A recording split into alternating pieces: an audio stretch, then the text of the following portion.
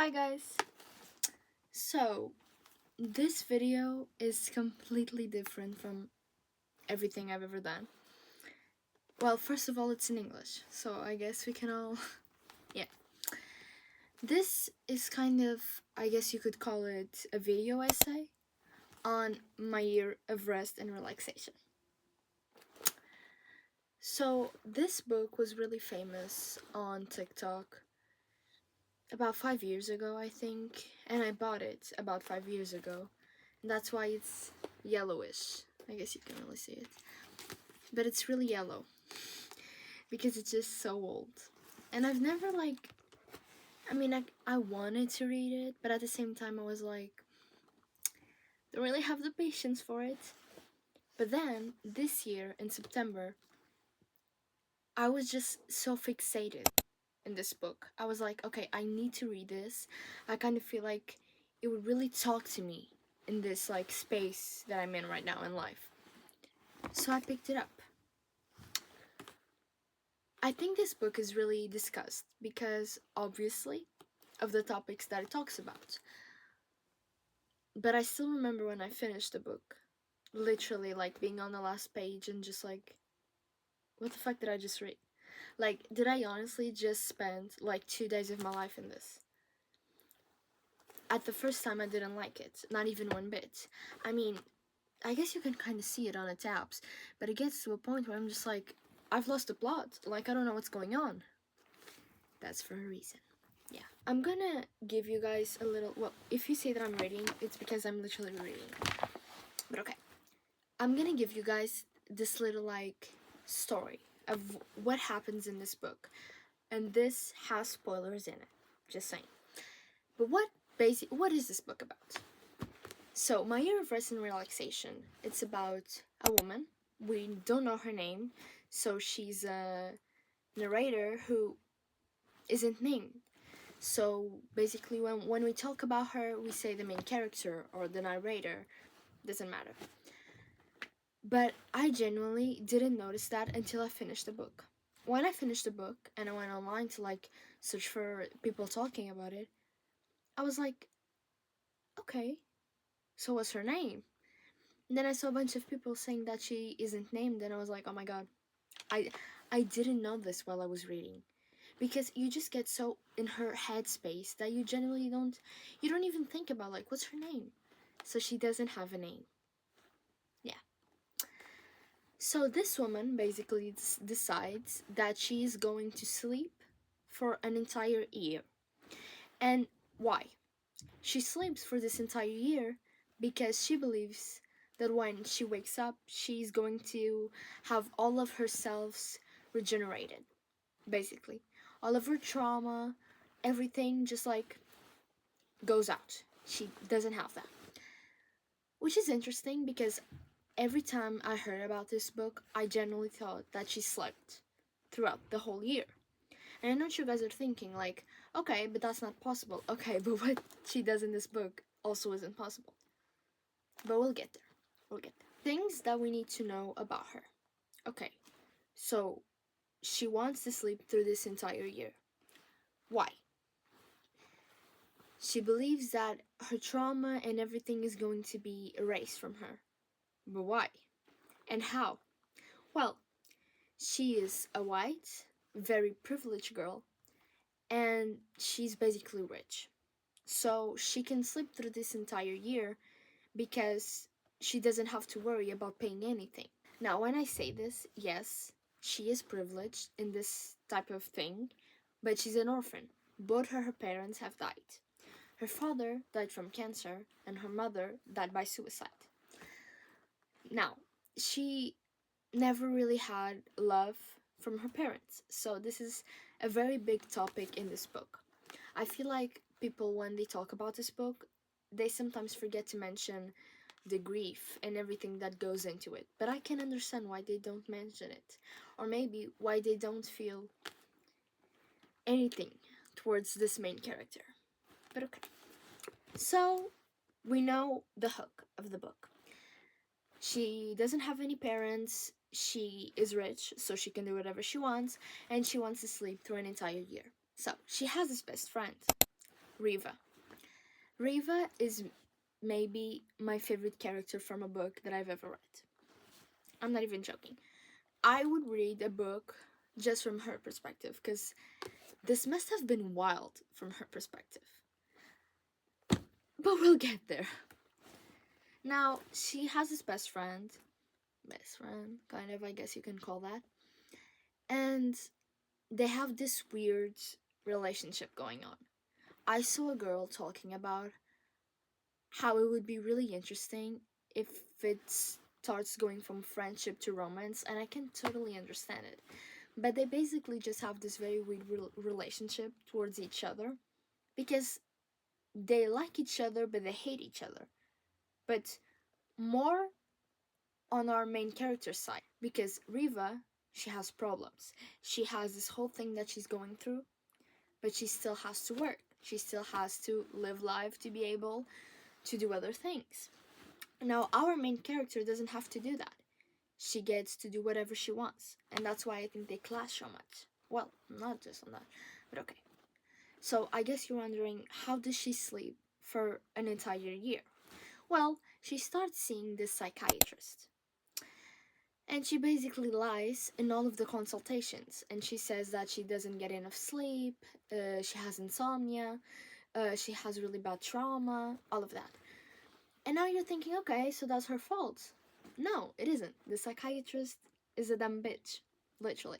I think I can kind of see where Ottessa was going with this, because it really talks about the medical industry, especially American healthcare.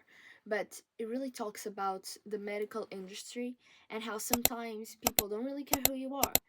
They sit in front of you, listen to you say blah blah blah blah, and say, okay, take this. So this psychiatrist was that. She gave her a bunch of medicine, a bunch of things to make her sleepy, to help with her depression, to help with her anxiety. She just gives it. So I think we get to a part in the book where she's taking like 15 different medications. That's why I said it's impossible, because she would literally die. Because she does this and washes this down with liquor. That's not possible. She would be dead. So that's why I mentioned that. But I think that's really interesting from a point of view, because I saw this girl talking about how they talk about all of these names of medications to make your head feel like fuzzy, because you don't know what half of these medications are because you're not American. And from countries, the medications change the name. So, I mean, I knew a few of them, but I didn't know almost any of them. But that didn't really bother me, because I kind of think I saw where that was going. I think, me, from my perspective, I know a lot about medications and healthcare, because I do. So I feel like for me it wasn't really, it was actually interesting, because every medication that she was taking, I was searching it and I was just like, it's impossible. You would be dead in like 2 days. So that's why I find really interesting about this. So until now we have the main character, Riva, the psychiatrist, and she also has this ex-boyfriend that she goes on and off. Now this ex-boyfriend's name is Trevor. Fucking Trevor! Yeah, Trevor. Yeah. Okay, so she has an ex-boyfriend named Trevor.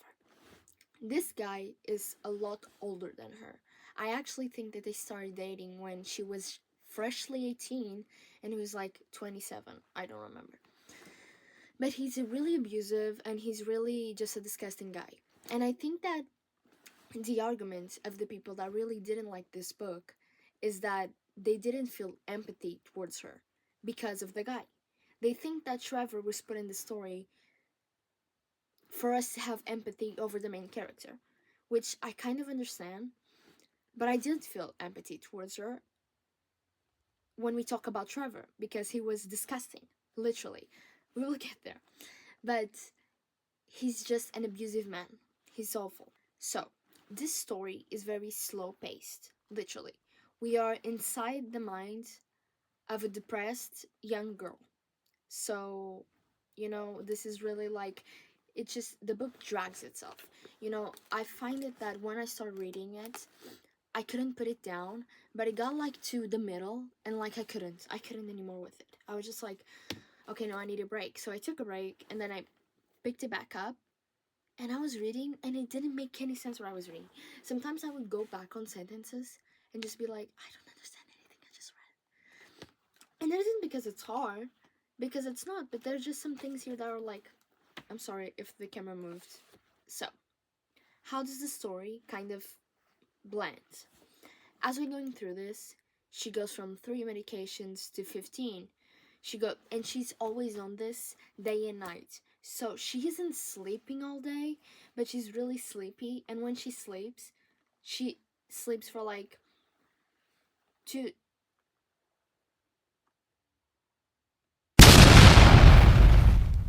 When she sleeps for like 2 days, wakes up, stays like 5 hours awake, and then goes back to sleep. And as the story progresses, she actually starts like, I guess, sleepwalking, but it isn't really sleepwalking. She's sleeping, but she like pays for things in her phone, makes videos, does things. She goes out of her house, buys things. She's literally living a life in her sleep, which I actually found this trope really interesting. I'm not even gonna lie. When this started happening, I was just like, what? It was actually really interesting. But I think this is where like I started to get a bit fuzzy about what was going on, because this is where she meets this artist. I don't remember his name, but this is when she meets this artist guy. She's in this like sleep state. She meets this guy, goes to his house. Now, I don't remember if the videos were just sexual. I don't remember. I think he was videotaping her sleeping, everything. I think he was videotaping her doing everything. And she only finds this out because he uses the videos on an exhibition. She doesn't know that she did this. So I feel like when I read this, I was so confused because it was just like, she's talking about this artist that she likes, and I was like, okay, cool. And then I read about her being on a video doing sexual things, and I was like, what is going on? And then you actually find out that it's because she was blacked out. So I think that's a part of the book where I was really like, okay, sure. So her father passed away from cancer, and we have this parallel because Riva's mother is dying from cancer. She's in hospice, so it's really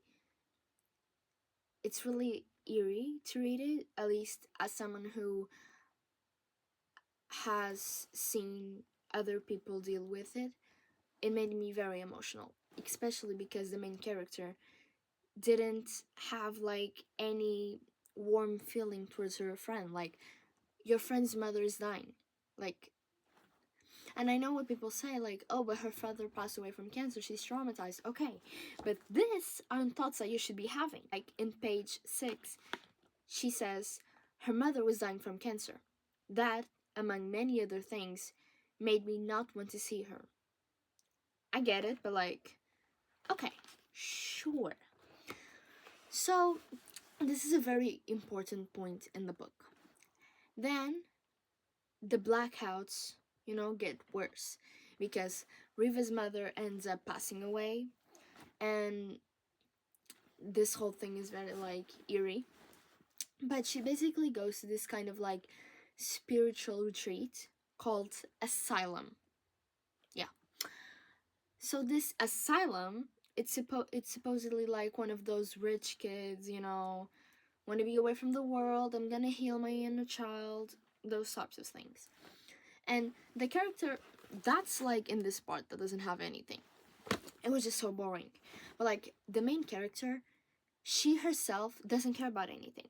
She doesn't care about the group activities. She doesn't care about anything. She thinks it's all very dumb. I remember in a certain part, she like tries to play along with it. She kind of goes like, oh, what if life this and life, and then exactly one phrase later, she just goes like, yeah, this is not for me. So she goes to this retreat for nothing, literally nothing. After this retreat, she basically decides that, okay, life is a bitch. So I'm gonna go home and I'm gonna finish what I started. What she does is she stocks her apartment full of things, right? So she doesn't have to go out of it. And she just sleeps. When she finally wakes up, it's 2021. And she says that she's truly awake. This has worked. So the first thing in her mind is, I'm going to call Riva, which insane because she never gave a shit about Riva. So she calls Riva, and Riva's like, oh, I can't really talk right now. Can I call you back? And she's like, yeah, we'll talk later. They never did, because guess what? The next page, which is literally the last page, it literally says, on September 11 of 2021. Now, I don't know why people thought this was this big plot twist, because in the book, they always talk about the Twin Towers in some kind of way. They mention early in the book because Trevor worked there, then Riva got a promotion, then they talk about terrorism and things like that. So I thought that something was going to happen in the date that in the dates, you know. I was like, okay, so something is going to happen. I didn't think it was this, you know. So when you get to the last page, you're like, okay, so she slept through this entire year and she did get better, because that's the thing that I kind of think pisses me off. It worked. She wakes up and she wants to live life and she's okay. That doesn't work like that, you know. I genuinely think I have to read you guys this last page, because this cannot be real. On September 11, I went out and I bought a new TV at Best Buy so I could record the news coverage of the planes crashing into the Twin Towers. Trevor was on a honeymoon in Barbados, I'd later learn, but Riva was lost. Riva was gone. I watched the videotape over and over to soothe myself that day. And I continued to watch it, usually on a lonely afternoon or any other time I doubt that life is worth living, or when I need courage, or when I'm bored. Each time I see the woman leap off the 78th floor of the North Tower, one high-heeled shoe slipping off and hovering over her, the other shoe stuck on her foot as though it were too small, her blouse untucked, hair falling, limbs stiff as she planes down, one arm raised, like a dive into a summer lake. I am overcome by way, not because she looks like Riva, and I think it's her. Almost exactly her.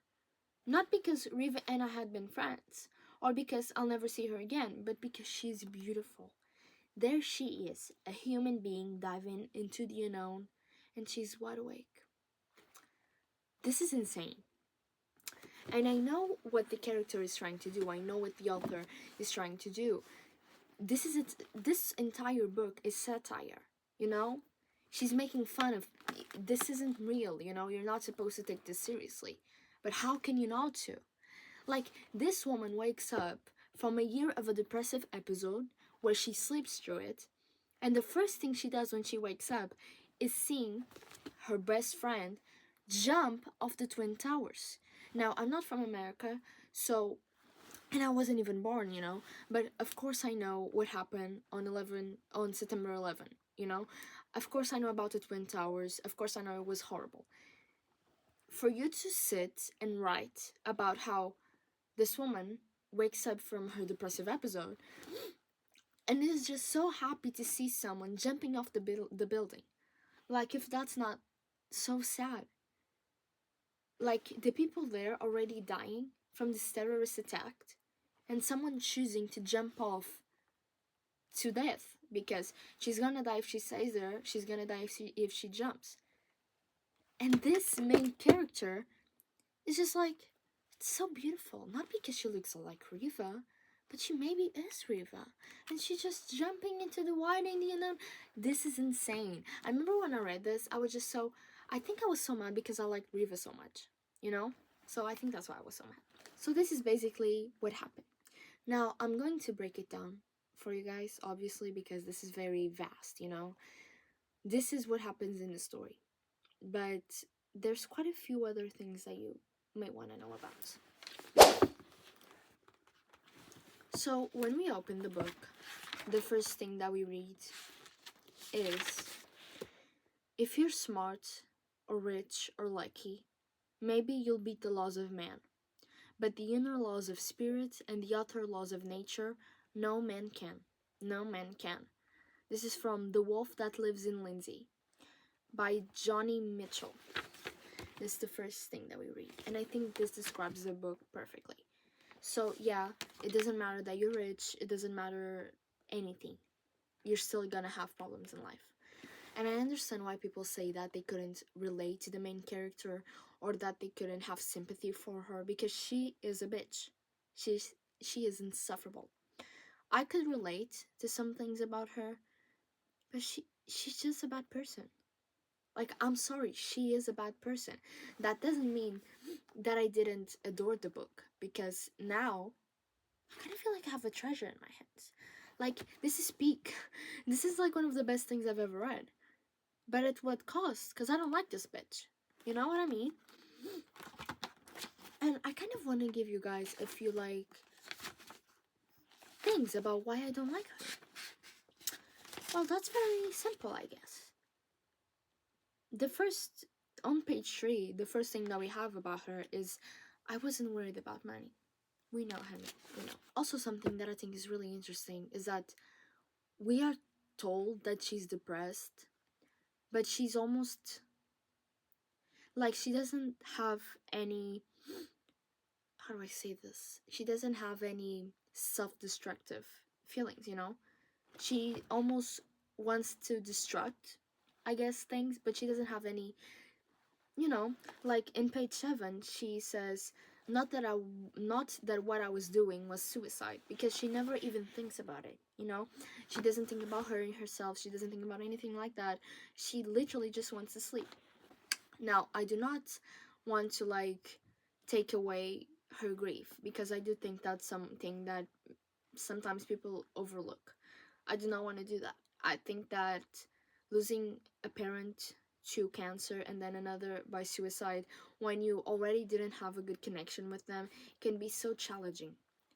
But this bitch doesn't help herself. Each thought that she has is worse than the other one. I'm sorry. Like, Riva had a thing for older men, as did I. Men our age, Riva said, were too corny, too affectionate, too needy. I understand this, especially because they both have this, like, persona, you know, like, oh, men our age are this and men our age are that, and they choose to go with abusers, because this is something that Riva also has in common, because she dates her college professor and she gets pregnant. And she later on has an abortion, but then I don't remember if she went through with the abortion or if she was actually pregnant when she died, which is even more concerning to think about. Now, something that is really important about Riva and really important about this book is that I don't recommend it to anyone who has ever suffered from an eating disorder.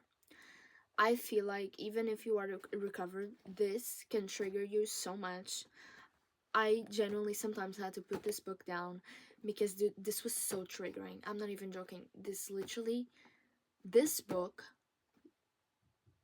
I understand that it's in the 2000s because it's just so, oh my god. Something really important is that Riva was a bulimic, you know, so I feel like this is really important for the book, really. And the main character knows about this. She says it very blunt, you know, like, I've known for years that Riva was a bulimic. And then she goes on to have the most thoughtful thing ever. Nothing hurt Riva more than effortless beauty like mine. Did you know Julie Delphys, I don't know how to say this name, is a feminist? I wonder if that's why she's not skinnier. No way they'd cast her in this role if she were American. See how soft her arms are? Nobody here tolerates arm flap. Arm flap is a killer. It's like these CATs. You don't even exist if you're below 140. I don't even... And this is like, we have the main character's perspective, and we have Riva's perspective. So the main character is saying that, oh my god, Riva could never with a beauty like mine, you know? And Riva is like, overthinking about this, overthinking about, you know, she's having these thoughts about her eating disorder, literally, but it's so different from the main character. So different. Now, before we go any further, I kind of wanted to dive in a little of what I think the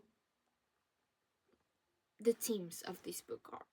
Literally, in my view, the sun is out. Okay, in my view, this book is really about grieving, trauma, all of that stuff, mental health, of course, eating disorders, and I don't know why people don't say this because this book is filled with it, and is of course a very social critic. You know, this is again satire. Like obviously, this is to mock around, joke, but I kind of think we should take it seriously because it's a book, it's published. Even if it's satire and even if it's not meant to be taken the way that we do, it still needs to have that discourse, you know? And then something that I also think it's important is American healthcare. Now, I'm not going to talk a lot about that because, again, I'm not American. I don't know half of the things about their healthcare.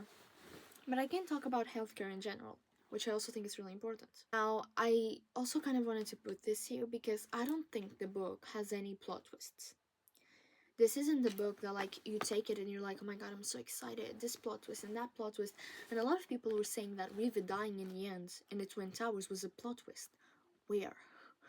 Where was it a plot twist? Like, you could have seen it coming from, you know, like, it was so obvious. It wasn't a plot twist. It was shock factor, which Ottessa is really blamed for doing, which I don't think it's bad. I kind of think it depends how you're using it. And again, when I read this book, I didn't like it, but doing research on it made me want to read it again. And like, I just adore it. I adore it, like, genuinely. But again, I think we need to talk about so many things about this book. I think the whole book and why a lot of people don't like it is that it's uncomfortable. It isn't supposed, like, you aren't supposed to read it thinking, oh my god, I really needed this today. No, you're reading it like, what the fuck am I reading? What the fuck am I reading? I genuinely think that's one of the most things, and I think the book is confusing because it's her head. It's all so confusing, and I know what you're thinking. Okay, the book can be confusing because it's her head, but that doesn't mean that it's good. I agree, but I think it's good. I think it's really good in doing that because I felt like I was like in the first, you know, that first week when it. Okay, I'm so scared to be in here and there being a bug. Did you just hear what I heard? Okay. Uh, do you know that first week when you're on medication and you have to adjust to it? I literally felt like that reading this. Your brain, it feels like it's not working. It's not fast paced at all. This is really slow. You're literally watching a girl kill herself, literally, because in my opinion, that's what she does. Again, how I know this book is satire is how she does it. I'm going to show you guys, but there's a part in here where she talks about all the medicine that she takes. That's not possible. Ever. And then all that she does is wash it down with coffee that she buys from this like little corner shop. And she always talks about how in this corner shop I think they're Indian people working there. I think that's what she says, which is really weird how she talks about them sometimes. Again, she's insufferable. But all that she does is go out, drink coffee, come back home, sleep the whole day, wake up at night, drink liquor, put more pills inside of her, sleep, wake up 3 days later. So this is the whole book. Literally, this is the whole book. I think the ending is really abrupt because in the, you know, I forgot the name, but in this page, she's waking up and she's like, you were thinking to yourself, like, what the fuck? So this worked. She really wakes up better. So you're thinking that, and then boom, Riva's dead. And she's happy about it. She's like, yeah, man, so cool. It's so weird. She videotapes it and watches it. Like, what is she doing with her life?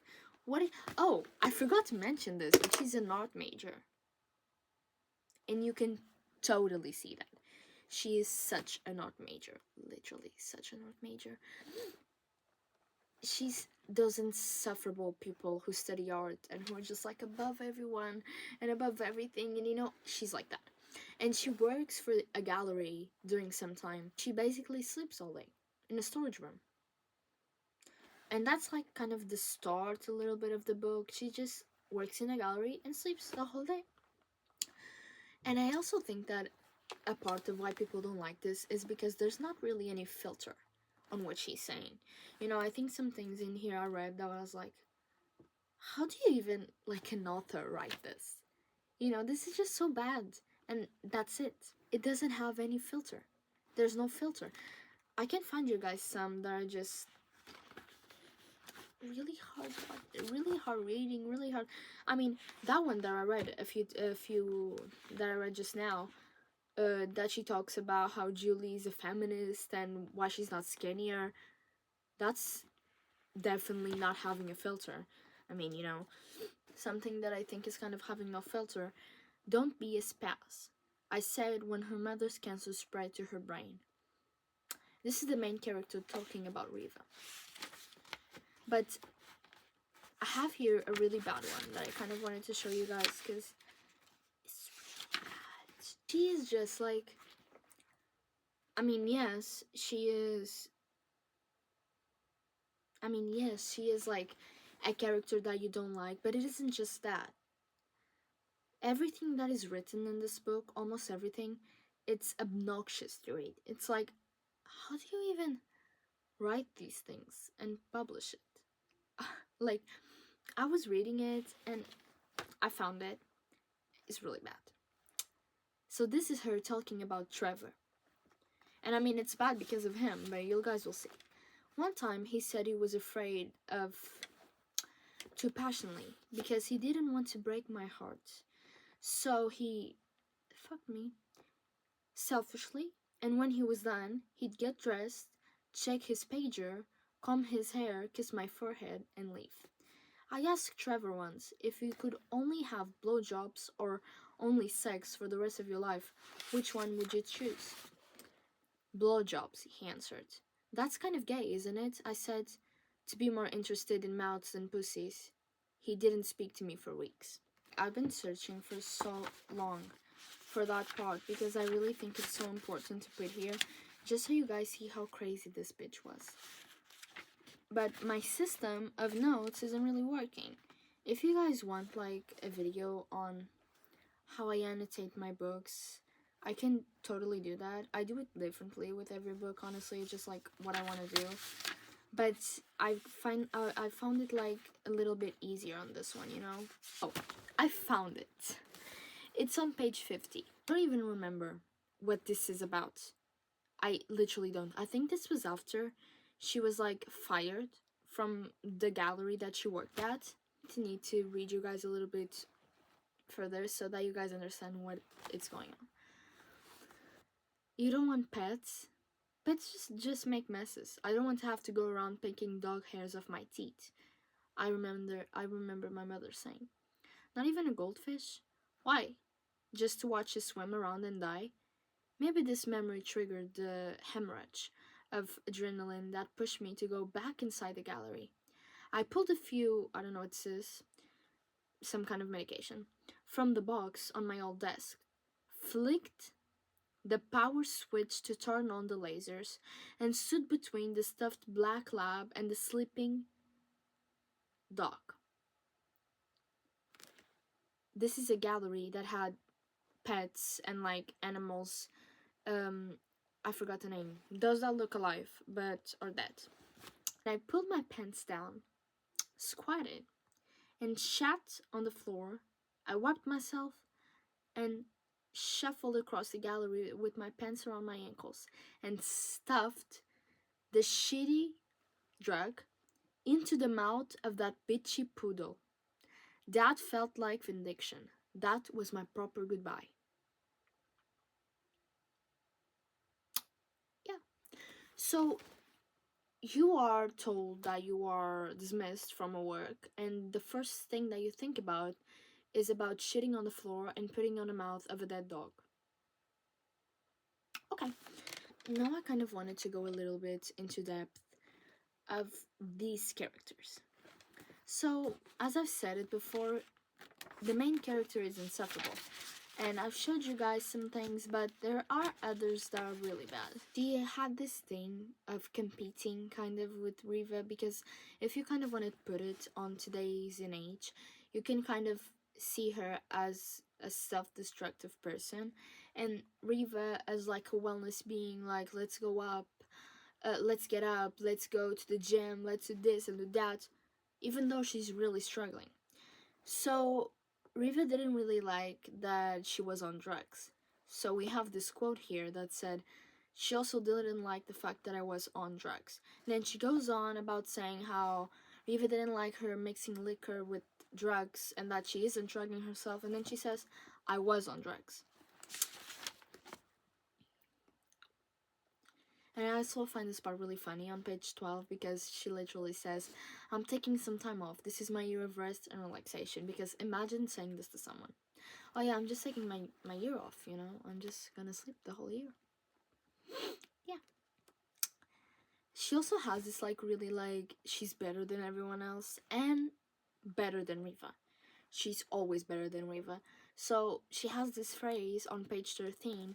She knew all the latest celebrity gossip, followed the newest fashion trends. I didn't give a shit about that stuff. Riva, however, studied Cosmo and watched Sex and the City. Like, you're not better than anyone else. Because the thing about this girl is that she stays home and she sleeps. When she's awake and she's at home, she watches movies. Like, I'm telling you, like, I kind of felt a little bit like empathy for her when she's watching these movies, because I think that's the only thing she likes. But then you read what she thinks about the movies, and it's like, you don't like anything, do you? Yeah, you probably don't. So I think that's what kind of pushed me away. But she's always watching some sort of movies, which is obvious because she stays home the most of the days. But like, still, I find it interesting to put that on the character, because it gives her more of depth. You know, like, she loves movies. You know, I think that's really interesting. But only the movies she likes, because Sex and the City isn't good by her standards, because that's just girl stuff, you know? Sure. She also says multiple times, like, I didn't know what it was about Riva, I just couldn't get rid of her. Which is why I think it's so important, the end. Because in the end, she wakes up from this coma, and she suddenly wants to call Riva. Like, you've been a shitty friend for the past year, and then all of a sudden you like her? Because all this girl does on this book is talk shit about Riva. All the book. We actually have this phrase from her, like, you can't shut me out. That would be very self-destructive. Like, I actually kind of think that if I was the main character, if I heard this, I would freak out. Because that's what I mean, like, I think I have a little bit of the main character inside of me, but I am 1,000 times more Riva than anything else. But I understand the main character to a certain point, you know? But it's a very tiny point, you know? She also says, like, I wanted to be an artist, but I had no talent. And Riva's like, but do you really need talent? And she's like, yeah. Yeah. And we get to this part of the book, and she basically goes to the therapist and says that she has insomnia, she can't sleep. And the therapist just says, you're probably addicted to caffeine, right? And she's like, I don't know. And the book, we're on page 21 now. The book, like, kind of progresses, and she goes to the psychiatrist again. But, ta-da! The psychiatrist doesn't remember her. Now, I don't know if you guys, like, understand healthcare in any way, and I don't even remember if she's paying this psychiatrist, or if she's, like, by the government. But I think she's paying her, because it would be kind of, like, weird if she was by the government. But basically, the psychiatrist doesn't remember her. So every time she goes to the psychiatrist, like, she remembers her, then she doesn't, then she does, then she does, then she doesn't. So it's just that. Often, like, over and over and over again. Which really, like, struck me. Because this used to happen to me when I used to go to people who didn't give quite of a shit about their clients, about the people who need help. And this pissed me off so much because these are things that are delicate, you know, like what brings you here, depression? She asks, pulling out a prescription pad. Like she's ready to give you medications, pills. She doesn't want to hear you out, which is why I think so many people are against medications, is because of these people. Like, and that pisses me off because you don't know how much medication can save a person's life. But then you have these doctors that prescribe people not the right things for them. You know, what's right for me, it isn't going to be right for you. What's right for you, it isn't going to be right for me. And that's what really messed me up about this book, because I was really pissed at the psychiatrist. She was just like a horrible psychiatrist, and I hated her. And the girl goes and just lies. She says that she has PTSD, and she lies about how her mother killed herself. I'm not gonna say it on here because it's really graphic, but she just says that her mother killed herself in a different way, which I don't really know why you need to lie about that. It's just really interesting because then she says, like, that's good for me to know, but you shouldn't be too much educated on your condition. Education is directly proportional to anxiety, as you've already probably learned having gone to Colombia. How's your food intake? Is it steady? Any restrictions? And I just feel like this book talks so much about food that sometimes just like, oh my god. Because she makes it seem like Riva is the one who has a problem, and she does. She has bulimia. But the main character is also completely obsessed about Riva's eating disorder. And it makes you think, because all of the times that you hear about this is her being really nasty to Riva about it. And just like, why you're so obsessed with this in a way like that? It isn't even like, is she okay? Does she need help? He's always talking shit. And then the psychiatrist just like goes on and says, I'm not a religious person, but you could try visiting a church or a synagogue to ask for advice to inner peace. But be wary of cults. They often just trap to enslave young women. Which I had to mark, because that's so true. Like, I generally had to put the book down and be like, it gave me chills, honestly. Like, reading things like that gives me chills. Also, reading this specific part makes me want to laugh when people say that this is feminist literature. It's not. It's not even a little bit. I think people put this like being girl boss and really like type of thing. It's not. Like, this girl, there's nothing feminist about this. I mean, I understand where you're coming from, but there's nothing feminist about this book. This isn't feminist literature. If you want feminist literature, go look for it, because this isn't it. You're gonna be pissed off at this. Just saying. I mean, if you're a feminist, you're obviously going to take takes from this, but like, that's not what the book is about. She then gets prescribed the things so that she's able to sleep. And she goes around and she basically says, the side effects and warnings on the internet were discouraging, and anxieties over them amplified the volume of my thoughts, which was the exact opposite of what I hoped the pills would do. Any normal person would have worried about the drugs. What would they do to her health? But I wasn't completely naive about the potential dangers. My father had been eaten alive by cancer.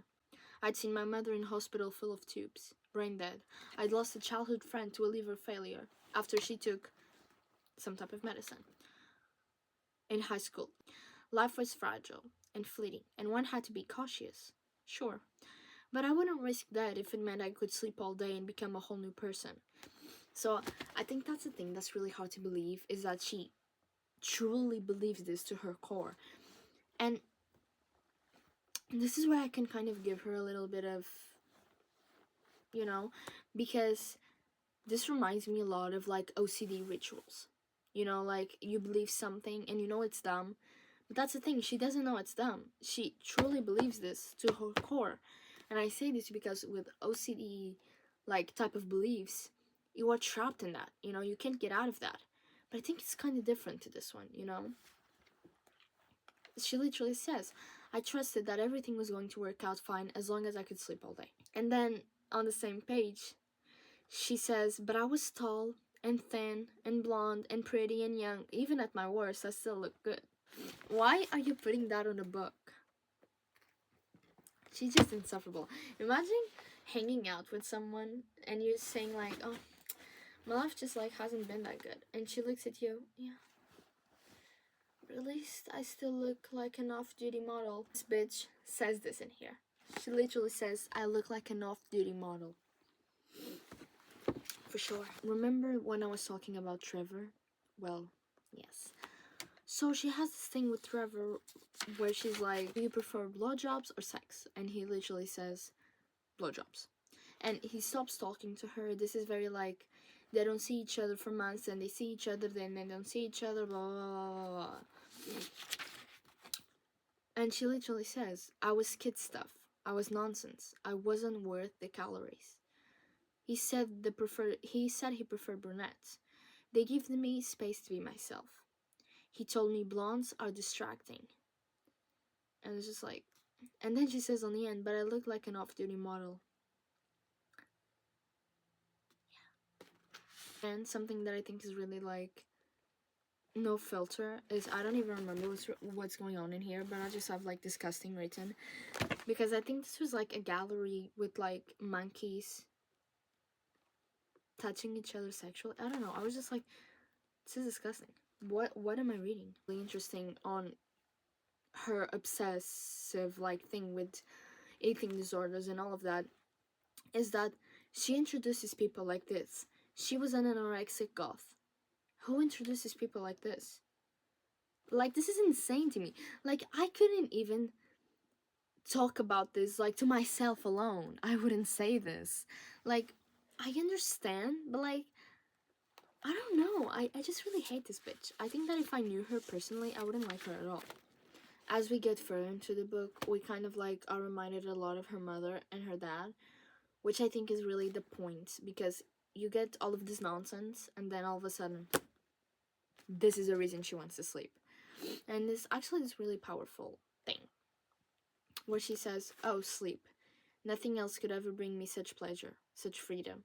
The power to feel and move and think and imagine, safe from the miseries of me walking consciously. I never fell asleep when I didn't want to. I was more of a somniac, a somnophile. I'd always loved sleeping. It was one thing my mother and I had enjoyed doing together when I was a child. She was not the type to sit and watch me draw or read me books or play games or go for walks in a park or bake brownies. We got along best when we were asleep. And I really just had to like, I can't even talk about this. It's good. Then we get to the part 2. This is the part 1, we get to the part 2. So in this part 1, we are introduced to her friends. We know that she goes to the psychiatrist. We know her plan. So then, more in the book, we get kind of carried away. Her friend, Riva, goes to see her and says, you're just getting thinner and thinner. And I think that bothered Riva more than anything. She must have felt that I was cheating in a game of sickness and skinniness, which she had always worked so hard to play. Like, who the fuck says that? Who says that about a friend that's going through an eating disorder? Who says that? Like, I think this was the one that when I read, I had to, like, put the book down. Because it was just like, okay. Okay. And, of course, she goes again to the psychiatrist because her meds are not working. And she says that she's having dreams about her parents. Now, this is the dream that was real. I dreamt that my dad had an illegitimate son he kept in his closet of the study. I discovered the boy pale, malnourished, and together we conspired to burn the house. I dreamed that I lathered up my mother, pubic hair, with a bar of ivory soap in the shower, then pulled a tangle of hair out of her vagina. It was like the kind of furball a cat coughs up, or a clog in a bathtub drain. In the dream, I understood that the tangle of hair was my father's cancer. And I just literally, like, what? What did I just... I think this was a part where I closed the book. And I was like, what did I just read? And then she doesn't tell this dream. She tells the dream, like, oh my god, I saw dead people, and I saw, like, ghosts of kids. so the psychiatrist can give her another thing, another stronger thing.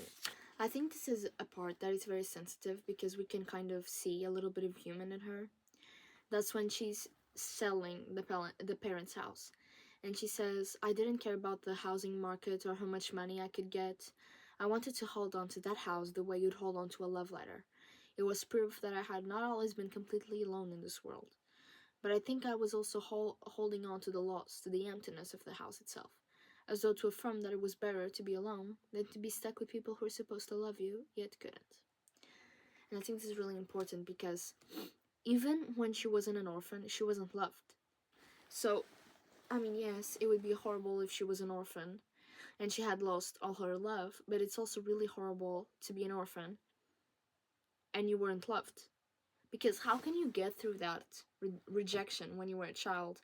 And when you get to, be an adult, your parents die. I can't fathom that even. And then she goes on to talk about how she rebelled in other ways. She didn't rebel like the normal teenager, I don't know, like running away from home, stealing things. No, she rebelled with her thoughts. Which, oh my god, miss important. I'm kidding, but she does piss me off. This part of the book, it starts getting a little bit like October was placid. We start October, December. So we're kind of seeing that the entries are getting shorter, things are starting to get a little woo, It was just basically, I think this is where she starts to like take medication like a maniac, and she just doesn't remember what she's doing. She's like stealing things, shopping online. She doesn't remember anything. She wakes up.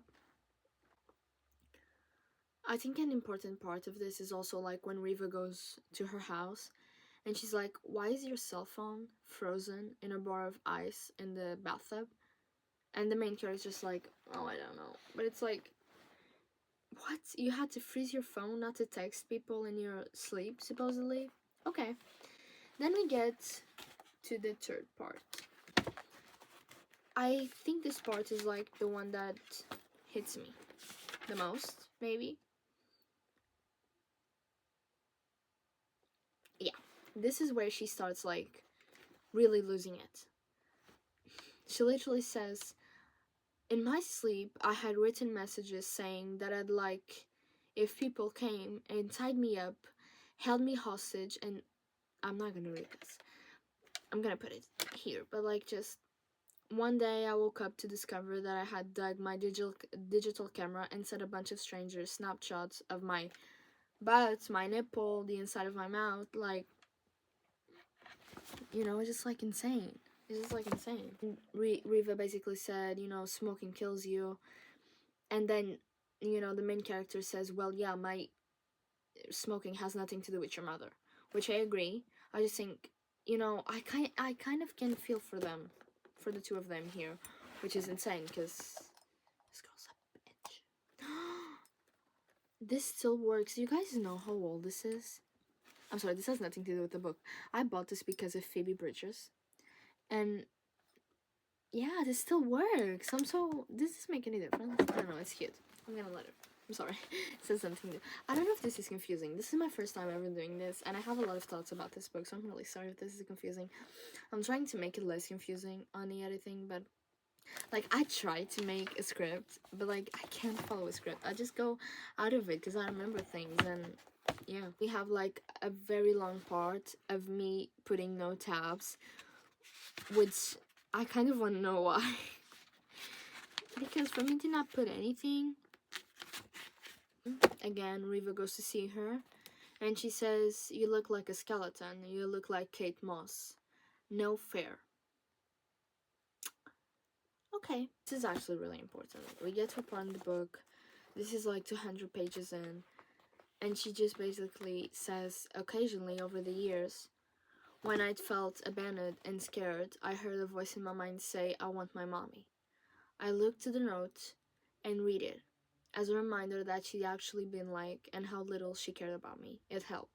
Rejection, I have found, can be the only additive to delusion. So, yeah, It's like a little letter her mother wrote when she killed herself, but the letter only said goodbye, I think, which is interesting. And then we get to a part in the book when she has a really big fight with Riva, like a really big fight. I I honestly don't remember what the fight was about, but I think it was because they understood that them being friends didn't make any sense, which I agree. It doesn't make any fucking sense. But we get to this part that is finally like, okay, the girls are fighting, what's going on? Something is happening. I'm so tired of seeing this girl being mean to Riva and getting away with it. So when they fight, I was like, oh my god, okay, yes, do it. Riva's mother dies. She dies, and it's really bad. And Riva is trying to get the main character to go to the funeral. Now, in this part of the book, the main character isn't really going out, but she still has energy. She goes and she sees Trevor. She has energy, but going to her friend's mother's funeral? No. Yeah, I don't want.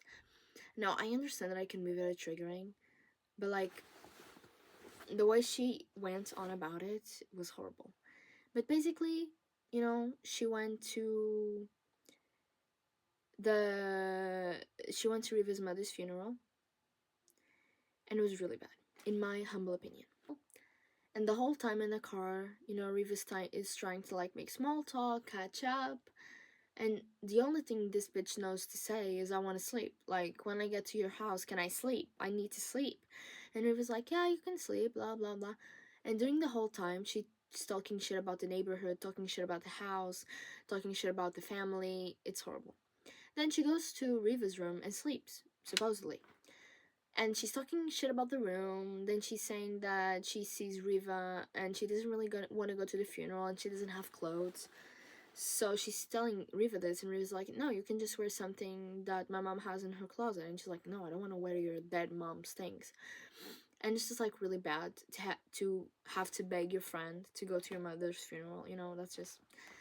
But yeah, she stays there, she sleeps. And then she goes on and snoops through Riva's like cabinet in the bathroom, and she's basically looking at all of the medications that there are. She again has this like this thing with her like eating disorder, and she has to point out things in the bathroom that connect to the eating disorder. Again, I'm not gonna say it because it's very explicit, but she has to point all of that out.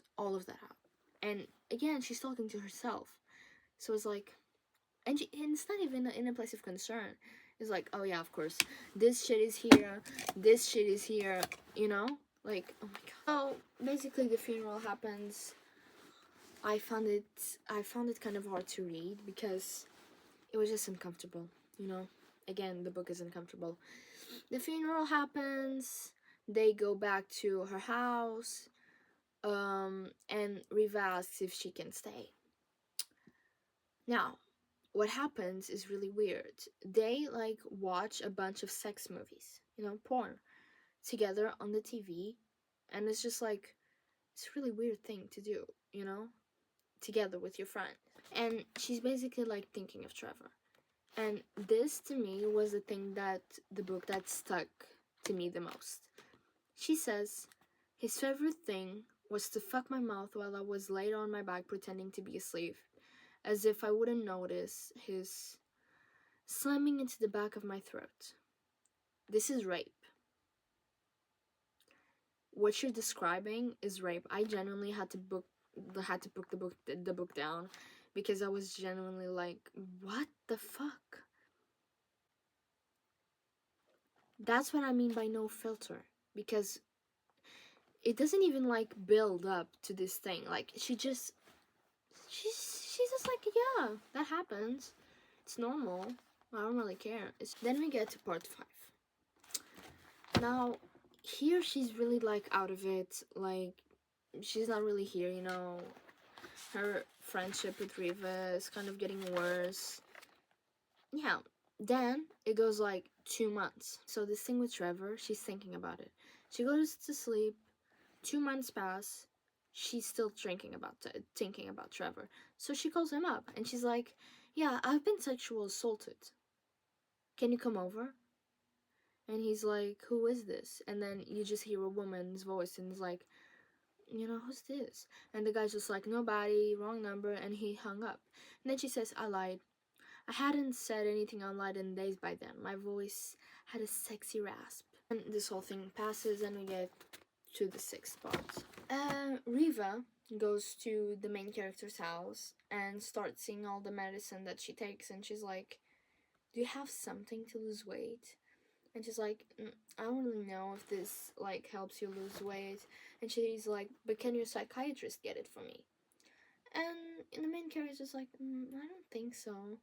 And Riva's like, "But is this legal? Like, can this hurt you?" And the main character's like, "No, this can hurt me. She's a doctor. Which is really... So she tries to take, the pills away. Of course, the main character doesn't let it, so she steals it. The main character wakes up a few days later, goes to take more pills, opens the cabinet, and there are no more pills. And then, of course, she has to go again, insane. Cutouts from fashion magazines were taped to the edges of the mirror over the low vanity sink.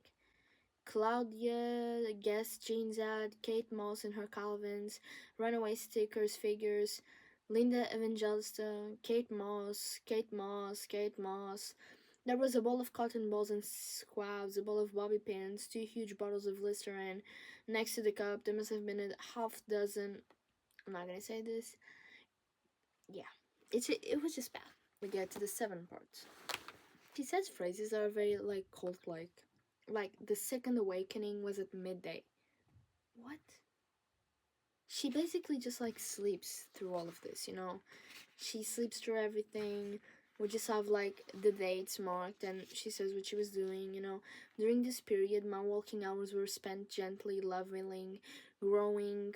I put on a little weight, and so when I laid down on the living room, my bones didn't hurt. Sure. Um, but by the end of May, I sensed that I was going to grow relentless. So it's just like she knows that if she doesn't get this sleep, she isn't going to make it. She basically says here, the images from the show were not what I remember imagining from my days with the painter. I had expected a series of all sloping painted nudes. Instead, Ping had painted me in the style of Utamaro wood block prints, wearing neon kimonos printed with tropical flowers and lipstick kisses and Coca-Cola and Chanel and all of these things. It's basically like this really weird, like, artist type of stuff. Just really weird. This is where things, like, kind of started getting a little, like, blurry in my head, because in this chapter, she's, like, putting these two things together, what happened with the artist and what happened at the asylum. So when I was reading, I was really confused. I was like, wait, wasn't this like before? Why is it saying that it's now? So I think that's when I started to like not really get what was going on. But then, before you know it, you get to chapter 8 and it's the end. I think really, going back to those like important things, this book really talks about grief, about coping with it, about mental health, depression, everything, obsession with medication. Yeah, addiction, literally. This book is heavily involved in eating disorders, and the way the main character thinks, it's really involved in that. And I think it's a massive critic to the world. I think it's a massive critic to white privilege, um, white feminism. I think it's really, really that. I do think it's satire, and I can see what the author was doing with this, but I can also completely understand why people don't like it. I really can understand it, I really can. Yeah. Guys, I think that's about it. I've probably forgotten something or I've mixed something up, but I think that's really it. Yeah. So in the end, we truly understand that what she was doing worked. She woke up, she was good. She went to call her friend that she didn't care about and call her, you know, in the past she called her friend fat, said that she was donating clothes to her, but she didn't know if they would fit because maybe she was too big. And now you're calling up your friend being like, hey, I want to see you and all that. And then her friend dies in the Twin Towers. That's actually insane. That's actually an insane ending. I'm not even joking. This book mainly made me feel disgusted, triggered, and just like it made me feel, just like really disgusted. I'd almost like every character. It just made me, ugh, you know? But not in the bad way, you know? I think it's special because I think it's what I said, like, you either love it or you hate it. But I also don't like defend it with my whole heart because there are some things in here that, like, you really can't defend. You know what I mean? And I would just like to really finish it with some highlights from the book that I think should have its own, you know, time. But yeah, this was my little review on my year of rest and relaxation. Yeah, this is my first time doing this, so yeah. I hope you like my little like pink room. This is my little like escape, literally. Don't judge any of the books, okay? Because they most definitely have a story of why they're here. So if you can, see any one of them and like know what they are, don't judge it, okay? And yeah, if you guys want any other thing, you can request a book. I can do that, but I'll definitely do more. But yeah, thank you so much for staying with me. And yeah, kisses.